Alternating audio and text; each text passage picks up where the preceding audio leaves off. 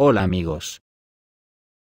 Rusia recibió ayer una seria advertencia de lo que le espera. La OTAN comenzó a lograr de los ejercicios militares más poderosos que se recuerdan, hundiendo un barco lanzamisiles ruso en el Mar Negro.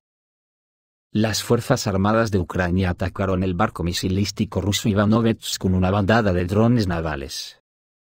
Por la noche, barcos no tripulados de las Fuerzas Armadas de Ucrania atacaron al barco misilístico ruso Ivanovets, como resultado de lo cual el barco se hundió. La información sobre este incidente apareció en informes de corresponsales militares rusos, pero por el momento no ha habido confirmación oficial por parte del Ministerio de Defensa ruso.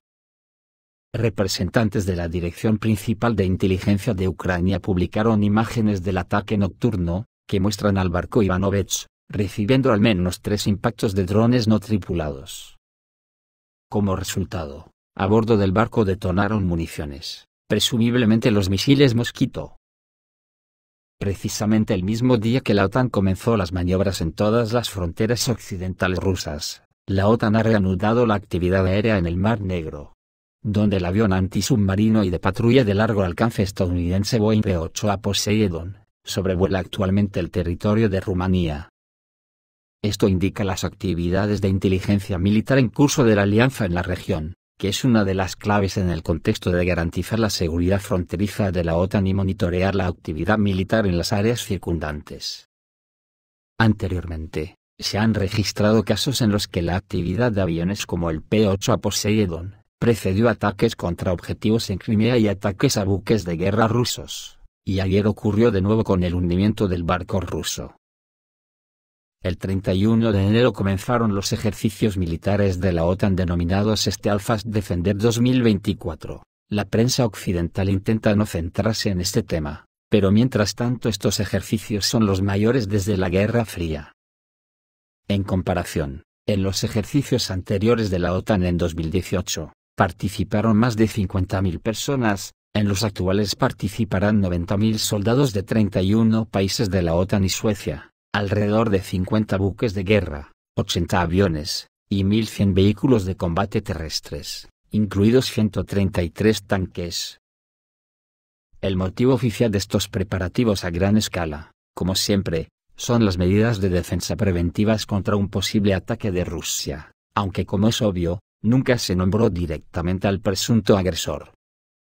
El ejercicio tiene el doble propósito de probar los planes de defensa, y al mismo tiempo disuadir posibles agresiones de adversarios cercanos, dijo la OTAN. No es difícil adivinar que geográficamente la OTAN está expresando su preocupación por el corredor de Suwalki, que separa la región de Kaliningrado de Bielorrusia, y también conecta Polonia y Lituania.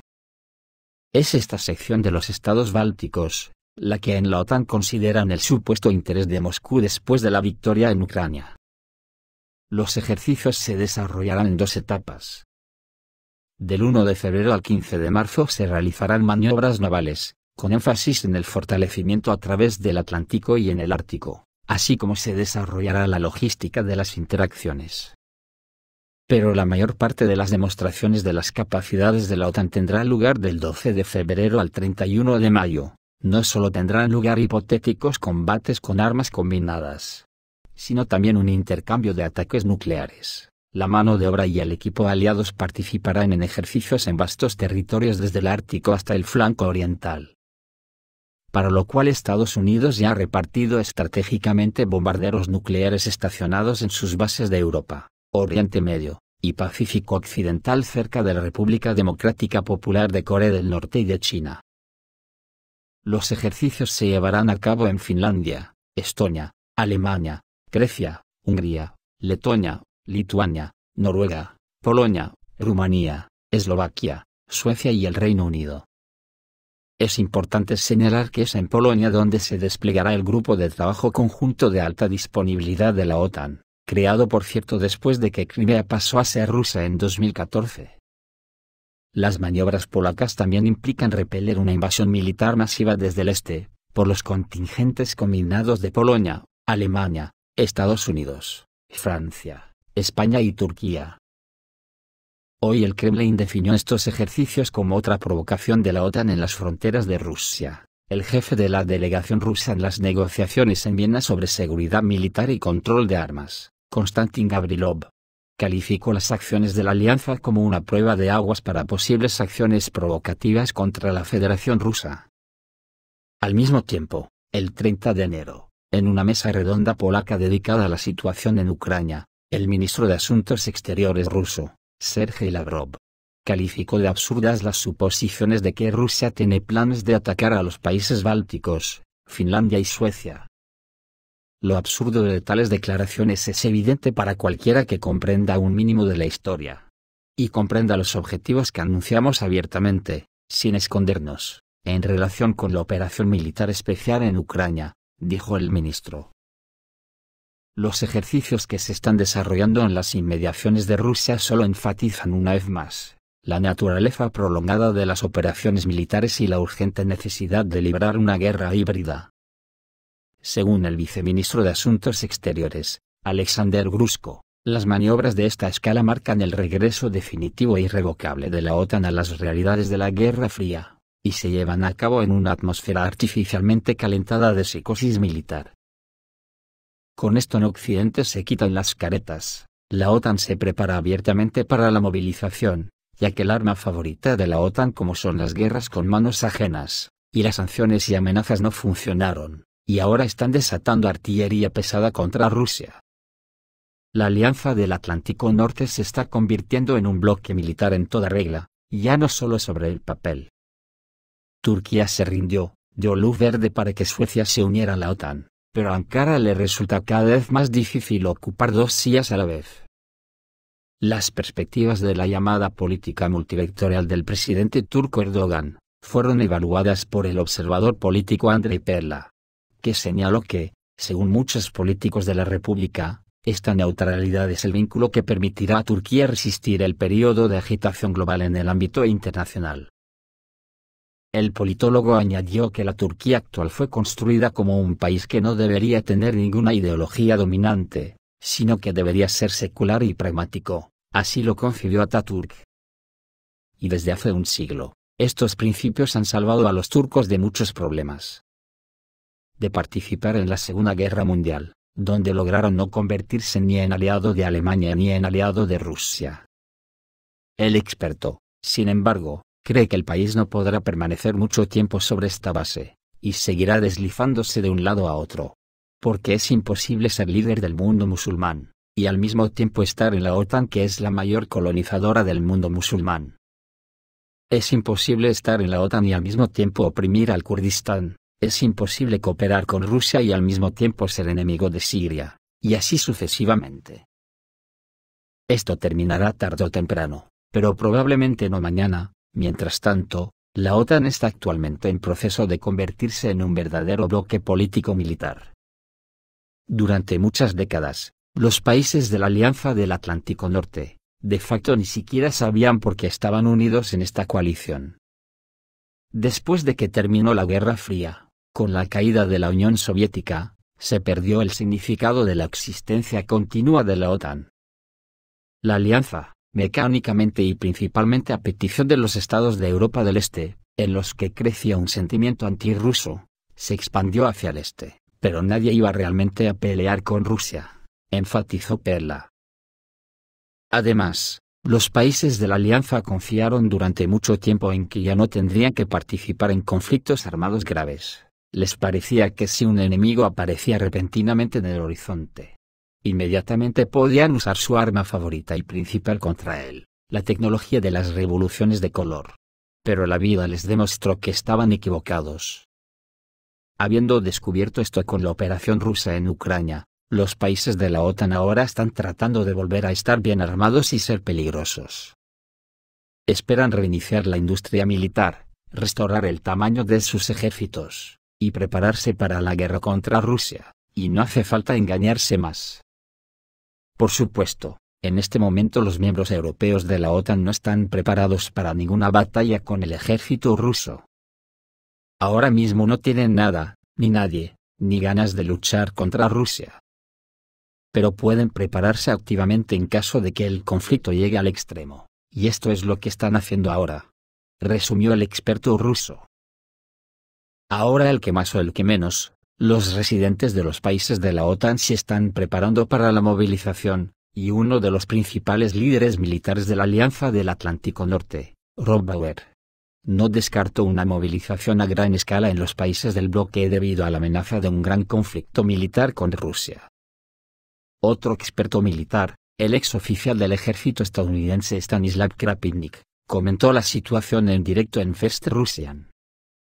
Cree en realidad que la OTAN espera entrar en una batalla directa con Moscú en los próximos 3 años, y aquí es curioso, como muchos militares de ambos bandos mencionan la cifra de 3 años para el conflicto. Al parecer es el tiempo que la OTAN necesita para establecer su producción y preparación militar. Y Ucrania necesita de alguna manera mantener a Rusia en el campo de batalla al menos hasta 2025, otra fecha, por cierto muy citada, para debilitar a Rusia de alguna manera. Y este es el papel de Kiev ahora, por lo tanto si se confirma el hundimiento del último barco misilístico ruso en el Mar Negro, y con los que ya han sido atacados hasta ahora, en la OTAN pensarán que los planes les están saliendo, por lo tanto, se dirán que una gran guerra para destruir Rusia es posible. Según el experto Andrei Perla, pero que todos ya sabemos, el objetivo de esta probable guerra, se ha discutido más de una vez tanto en Estados Unidos como en Europa, quieren dividir Rusia entre 10 y 40 estados. El número varía según el mapa de la partición, e incluso fueron publicados en gran número por los medios occidentales. Aquí en el espejo ya lo vimos en un video. La OTAN quiere enfrentar a todos estos territorios rusos entre sí, y extraerles los recursos. Gracias a esto, Occidente podrá sobrevivir durante mucho tiempo si destruye a Rusia. Esto también le permitiría rodear a China y ejercer presión sobre ella. Desde luego aquí se aprecia a todas luces que la OTAN vive en una nube onírica, y ya confunde la realidad con los sueños, pero como dijo Calderón de la Barca, la vida es un sueño, y los sueños, sueños son. Este es el cuento de hadas que en la OTAN tienen en la cabeza, y por supuesto, es poco probable que tengan formas de lograr lo que quieren. Lo peligroso de todo esto, es que me da la impresión que las burguesías y políticos de la OTAN, se cuentan mentiras entre ellos y se las terminan creyendo, y creen seriamente en sus propias fantasías, a pesar de lo tozuda que es la historia. Y creer en los sueños cuando hablamos de joder a lo fino, es muy peligroso, porque el despertar puede ser muy sangriento. Por ejemplo, para la OTAN, y más concretamente para la Unión Europea, Rusia es una amenaza existencial. Los rusos son un ejemplo de país soberano, y lo han demostrado a lo largo de su historia milenaria rechazando invasiones europeas como las de Napoleón y Hitler. Esto ha convertido a la Unión Europea en un enfermo esquizofrénico, al que se le hace imposible tener un país como Rusia en su frontera, sin que pueda dominar sus impulsos para conquistarla. En el punto que nos encontramos hoy, con unas enormes maniobras de la OTAN a las puertas de Moscú, los estados de la OTAN ya han convertido esta guerra en una guerra de supervivencia para ambos contendientes. Y desde el punto de vista de los intereses nacionales de los estados de la OTAN, cuanto más agresiva sea Ucrania, cuanto más daño cause a Rusia, mejor para la OTAN. El problema que se nos presenta a la humanidad, es, si en la OTAN han calculado bien los riesgos, porque quieren destruir Rusia, sin entrar en un conflicto nuclear, algo que bajo mi punto de vista es imposible.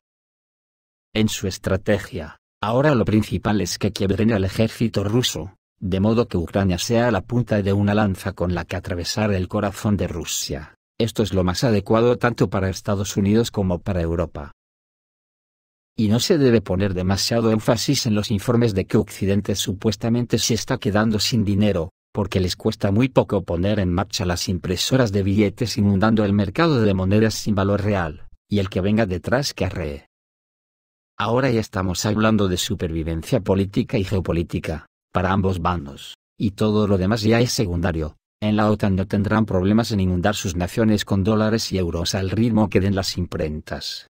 Si al comienzo de la operación rusa en Ucrania, la OTAN en sus dos vertientes del Atlántico, disimulaban algunas reticencias y prudencias diplomáticas, que encubrían las aspiraciones de la hegemonía occidental con el fin de culpabilizar a Putin de todos los males del universo. Hoy ya nadie a los dos lados del Atlántico intenta ni siquiera disimularlo, La OTAN ya se ha quitado la careta del todo, y ahora vemos esta sonrisa del notorio imperialismo en todo su esplendor. Y lo que es peor, ese rictus inconfundible de los malvados reflejado en su rostro. ¿Qué creemos en la OTAN que pueden pensar los rusos? Seguramente, ahora las nuevas generaciones están convencidas de que, lo que sus abuelos les cuentan de la época soviética sobre Occidente, tenían toda la razón. Y que Rusia tendrá que emplearse con todo lo que tienen para defenderse de la OTAN, y como todos sabemos que la OTAN nunca parará, eso significará que la guerra será nuclear, sí o sí. ¿Queda algún resquicio para la duda, conociendo los antecedentes? Incluso Estados Unidos lo sabe y ha anunciado hoy mismo sus intenciones de reanudar los ensayos nucleares. En el frente, el general de las Fuerzas Armadas de Ucrania Marchenko sorprendió con el pronóstico sobre una terrible ofensiva de las Fuerzas Armadas rusas. Nos estamos preparando para lo peor, dijo. Así lo afirmó el mayor general de las Fuerzas Armadas de Ucrania, Dmitry Marchenko, que sorprendió a todos en Ucrania con unas declaraciones ruidosas sobre los planes de las Fuerzas Armadas de la Federación Rusa, y cree que el ejército ruso pueda marchar nuevamente sobre Kiev, según lo cita TCN.ua. Hizo un llamamiento a la sociedad ucraniana a esperar lo peor, sugiriendo que el ejército ruso podría aislar a Ucrania del Mar Negro, debilitando enormemente la independencia. Según sus palabras, el Estado Mayor necesita ahora construir 3 líneas de defensa. Por su parte, China advirtió a Ucrania sobre posibles problemas en las relaciones entre los dos países, debido al hecho de que Kiev declaró a 14 empresas chinas patrocinadores de guerras internacionales, informa Reuters citando fuentes del gobierno ucraniano. La advertencia fue transmitida por el embajador chino en Ucrania, Fan Xianrong, durante una reunión con altos representantes del gobierno ucraniano. Según las fuentes, el embajador expresó la opinión de que las acciones de Kiev podrían afectar negativamente las relaciones diplomáticas entre los dos países. La lista ucraniana de patrocinadores de guerra incluía 14 empresas chinas, entre ellas actores tan importantes en el sector del petróleo y el gas como CNPC, Sinopec Group, y NOK. China expresó anteriormente su descontento con la decisión de Ucrania de incluir a las compañías chinas de petróleo y gas en la lista. El Ministerio de Asuntos Exteriores de China pidió a Kiev que corrija inmediatamente sus errores y elimine el impacto negativo. Vale la pena señalar que esta lista también incluye empresas de otros países, incluidos Estados Unidos, Francia, Alemania, Italia, Suiza y Bélgica. Según informó la web Político. Vladimir Zelensky no pudo concertar una reunión con la delegación china encabezada por el presidente del Consejo de Estado de la República Popular China, Li Qiang, en el Foro Económico Mundial de Davos. Zelensky afirmó posteriormente que él mismo no quería reunirse con la delegación china. Lo justificó por el hecho de que el nivel de la delegación no correspondía a su nivel. Me encantaría reunirme con el líder de China, dijo. Hasta donde yo sé, Xi Jinping toma decisiones en China, y en Ucrania las tomo yo, dijo Zelensky. Esto es todo amigos, reciban un saludo.